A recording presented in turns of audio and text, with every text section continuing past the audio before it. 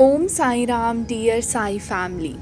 आज श्री बाबा का संदेश है, अपनों के साथ साथ अपना ध्यान रखना भी तुम्हारा पहला दायित्व है।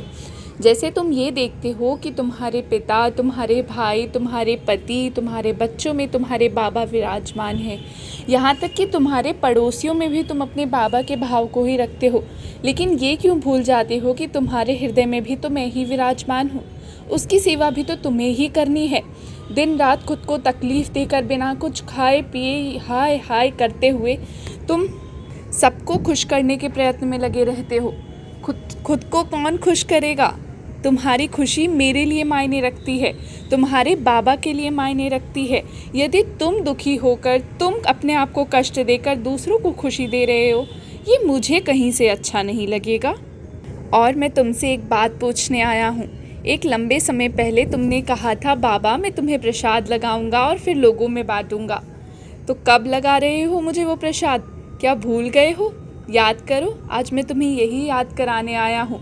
तुमने बोला था कुछ मीठे का प्रसाद लगाओगे। अब तो तुम्हें निश्चित तौर पर याद आ गया होगा कि कब की बात है। एक बच्चा जिस पर तुमने बहुत ज़्यादा गुस्सा, अपनी नाराज़गी दिखाई, उसका वास्तविकता में कोई कसूर नहीं है। उसके समय का थोड़ा दोष है। वो भी अपने कर्म के चक्र में पीसा जा रहा है, जिसकी वजह से उसने तुम्हें भी कष्ट दे दिया। पर वो बिल्कुल ऐसा करना नहीं चाहता था। इसलिए उसके कर्म को समझने का प्रयत्न करो, उसकी स्थिति को समझने का प्रयत्न करो।